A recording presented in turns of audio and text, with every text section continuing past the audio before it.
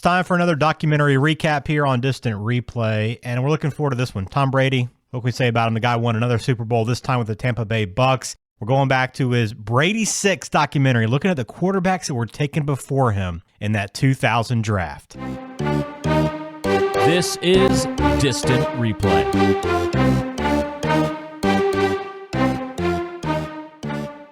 Brady 6. If you don't remember this, it aired 2011. It was part of the Year of the Quarterback. It was a series that NFL Films and I think ESPN were airing as part of kind of a multiple episode thing. But one episode inside of this series was the Brady 6 on Tom Brady and the 6 quarterbacks taken ahead of him.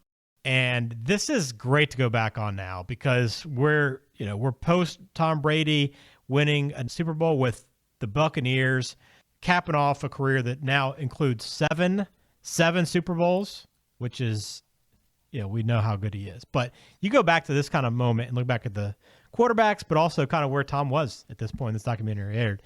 I think it's very interesting. So, Mike, let's jump into this Brady 6. So why did you kind of pick this one out? Because this was your idea to go back to this one. I'm glad we did, but what was your thinking on it? Sort of relevant because, Tom Brady's relevant right now, coming off the Super Bowl win with the Bucks, like you just mentioned.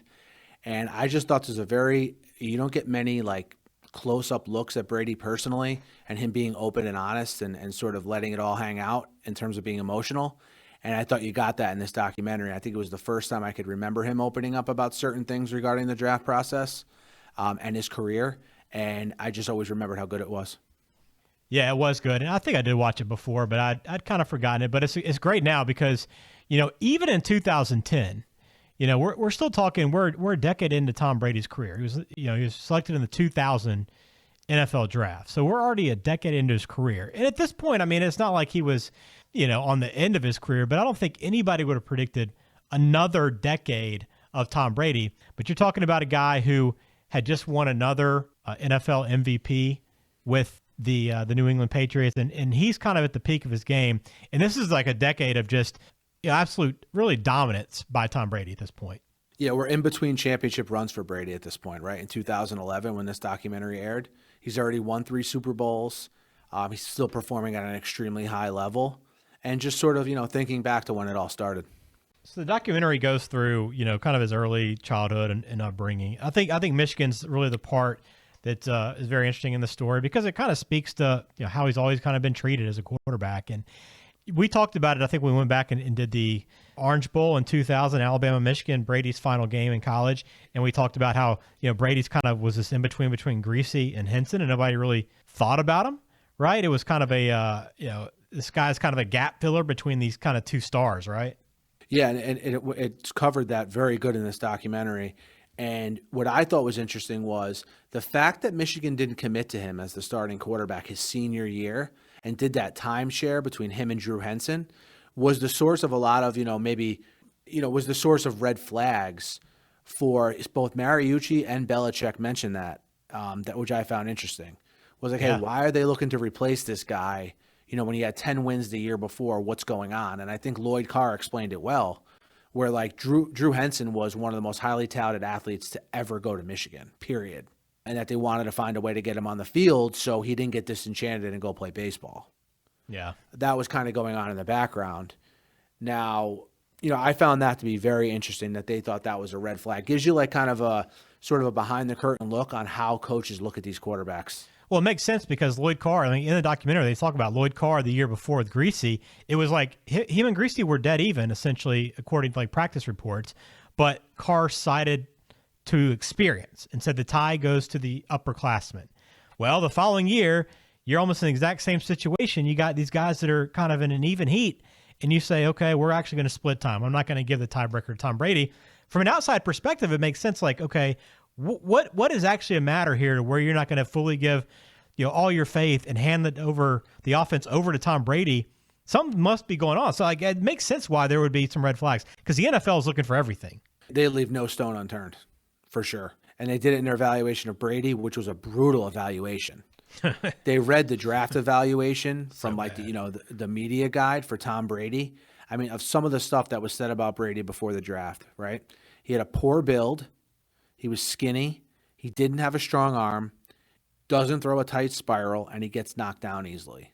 Yeah, Like that's about crazy. as bad as it gets. Yeah. And Tom Brady, he kind of separated himself in that Michigan career before, kind of started that comeback kid legacy that he's now grown with. He won the job eventually over Henson by coming back and beating Michigan State. Then a couple weeks later, had a huge comeback against Penn State. And even though they kind of kept pushing him aside, he kept kind of coming back and coming back and coming back, and eventually won that job and carried him on to the Orange Bowl and winning that game against Alabama. And then into the draft. But yeah, I mean, you talk about that draft, man. It's crazy going back to that. The fact that I guess number one, it took the third round until even the second quarterback came off the board. I mean, I think about that now. That seems like that will never happen again. Yeah.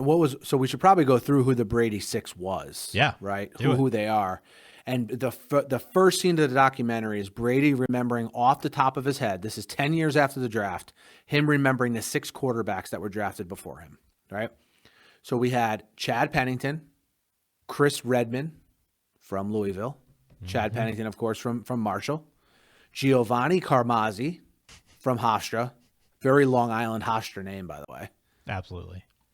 Spurgeon Wynn, and Mark Bulger. So of those names, probably the names that you equate with being NFL quarterbacks, besides Brady, are Pennington and Bulger.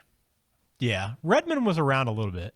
He was a backup. He was a career backup. He ended up he was in the NFL for a long time, but I don't think he obviously never even came close to meeting expectations. I think Pennington probably met expectations, and Bulger, by way of where he was drafted, probably exceeded expectations. Yeah, that's probably fair. Pennington obviously went to your New York Jets in the first round, but the first quarterback off the board. And, I mean, listen, I know in retrospect you'd say, hey, give me Tom Brady all day. But I think you guys were pretty happy with that pick when it happened, right? No, Pennington was good for a Jet. Pennington was good for the Jets. He ended up having shoulder issues, which kind of slowed him down, but he was a solid quarterback. He's not as regrettable as some of these other names on here. I mean, Giovanni Carmazzi, they went through in this document. He didn't ever even played in a game.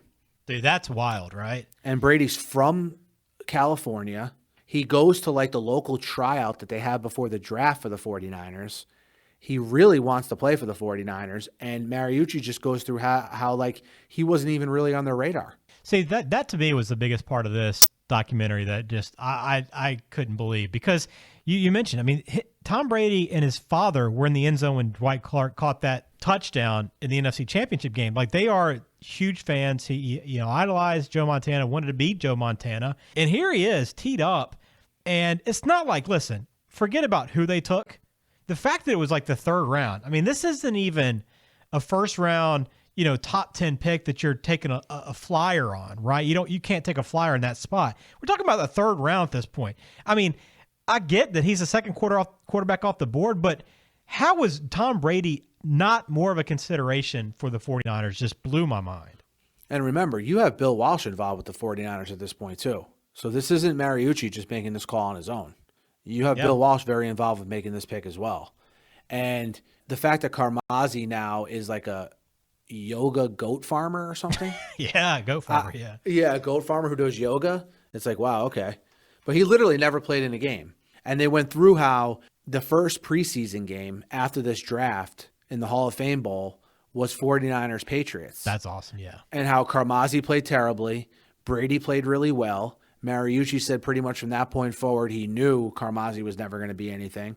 And Belichick went through how when they left that game they were pretty confident that they had a solid, professional quarterback in Brady. Yeah, and they had made the right choice. That was unreal how it happens that quick. It's wild that those two teams played each other and Tom Brady made a statement that quickly. I mean, I definitely did not remember anything about that, and I don't think it's talked about much because it's a meaningless. What was it, the Hall of Fame game or whatever it was?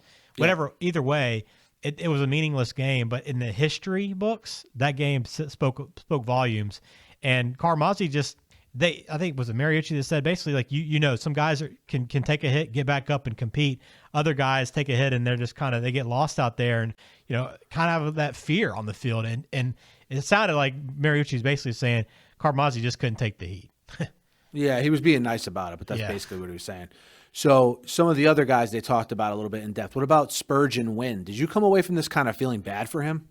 I didn't feel bad for him necessarily. I mean, I think that he is who he was, and like he's pretty comfortable in his own skin. Like, hey man, I competed a little bit. Now I'm out working, raising a family. Like it is what it, you know, not a big deal. But yeah, it was just so interesting. That was the most interesting part of this documentary, is them going back and talking to the different members of the Brady Six, except for Carmazzi, because he wouldn't speak on camera. Yeah, he was busy milking his goats or whatever. But yeah, Spurgeon Wynn played at Southwest Texas State and only completed 47% of his passes there, and got drafted ahead of Tom Brady.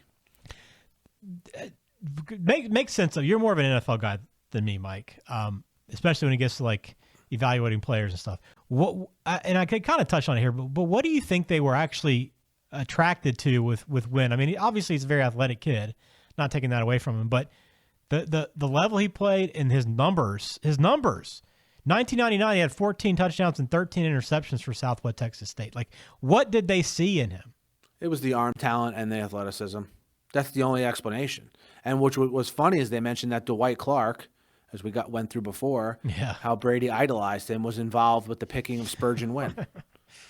So many connections. And that, how about Spurgeon Wynn? His first start as a pro was against the 2000 Ravens defense. Yeah.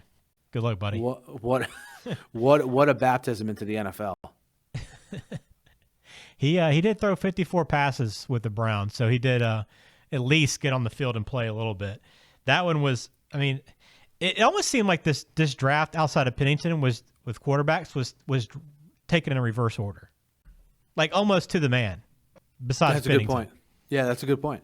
Because then you got T. Martin next, and T. Martin, I mean, he didn't amount to anything at the NFL level, but guy had a very decorated college career, taking over for Peyton Manning and winning a national championship at Tennessee. And he figured out pretty quickly that he was not going to be around the NFL very long, and he was gone. But, I mean, you can kind of justify taking a shot with him. Yeah, some of these guys you could justify taking a shot. Chris Redmond was a very good college quarterback. Mark Bolger was a good college quarterback. The Spurgeon Wynn, and Carmazzi was picked before Wynn, but the Carmazzi Spurgeon Wynn picks are just mind-blowing. They make no sense. They literally make no sense. And what about Brady telling Robert Kraft during the first training camp that he's the best decision the organization's ever made? Yep. And this is when Brady's a 6th-round pick. They just gave Drew Bledsoe big time money, and he's like he's the 4th-string quarterback, and Bledsoe's the franchise guy. Yeah, he believed in himself, man, and his dad did too. And it was crazy to me that he got so emotional thinking about that draft too. How they thought he would maybe be a 2nd or 3rd round guy. That's kind of where the projections were. And to sit there and watch these guys be taken ahead of him, he was watching at his house with his parents, his family, and like had to leave the house. And it's still 10 years later was crying thinking about it. I mean, listen, I know you don't care for the guy, but I don't know how you can watch it and not appreciate who he is as a competitor, like how much he cares about the game. Like he's a good dude, although he might beat your team a lot. Like he's still a good dude. Yeah, look, this is all putting aside my personal animosity towards him because he's crushed my team for 20 years. First of all, when he's saying this, the locks are flowing in full effect. So dude, this is longer hair, Tom Brady. So like, it makes you think like there's nothing this guy can't do. Look at this hair. But anyway, when he's going, it's the most relatable thing is when he's going through this story with his parents about his parents and on draft day, about how they were taking it just as hard as him, about what was going on. Everyone's getting emotional as the picks are going on and on. And him he came off very, very relatable in that moment when he was talking about the draft and how he had to leave the house to go for a walk and his parents came with him and he started getting emotional. And that's probably the most relatable I've ever seen Tom Brady. And that's the main scene that I thought of and why I wanted to do this recap. Yeah, it's pretty wild going back and seeing all of the guys ahead of him. And the stories behind those picks, I think, is the other part of it. Just kind of hearing how they got to that point and how there could have been so many guys that could have taken a shot on him and they just passed. It's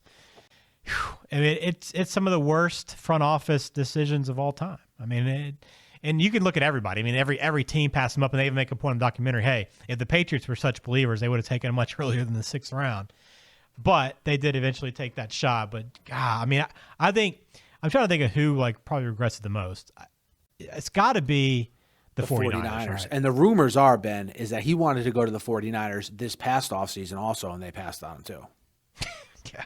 Those are really strong rumors. You know, they decided to stick with Garoppolo. So you can make an argument they passed on him twice.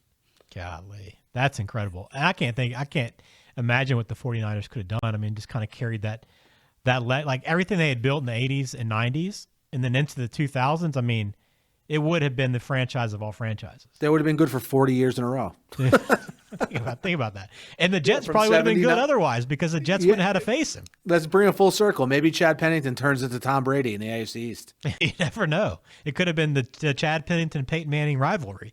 Because who knows who takes over for Drew Bledsoe after he gets popped by Mo Lewis, right? It's not Brady. You know, it could have been, you know, man, now you're depressing me a little bit. But all kidding aside, one other thing, I didn't know Tom Brady was a good baseball player. Did you?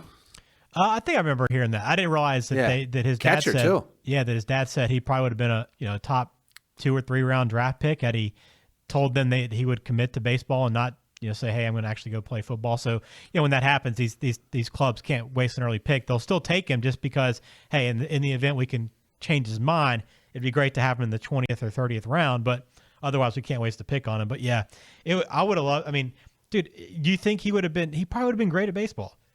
A catcher too, leader. I could see that. Slow. I mean, he'd probably still be playing baseball. He'd probably have the Hall of Fame career behind him. Look, the bottom line with Brady is he's always had the intangibles, right? And with the work ethic that came with those intangibles, he's developed the arm strength and the fitness, which is another huge part for a pro athlete. That's what he's developed along with the intangibles during his pro career, and it's obviously an unbeatable combination.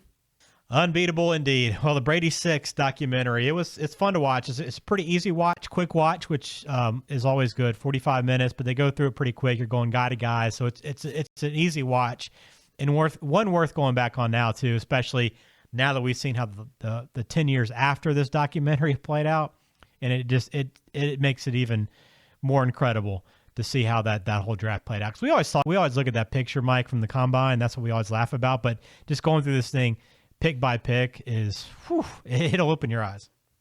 Yeah, they go through it pick by pick, like we mentioned with the Brady 6. That picture from the draft is iconic, which we didn't even talk about because I think it gets talked about a lot. And even Lloyd Carr talking glowingly about Tom Brady. You know, it's like, Lloyd, calm down. You were looking for every opportunity you could to replace the guy. I know. You know, it just shows you, like, even at college, they didn't know what they had in this guy.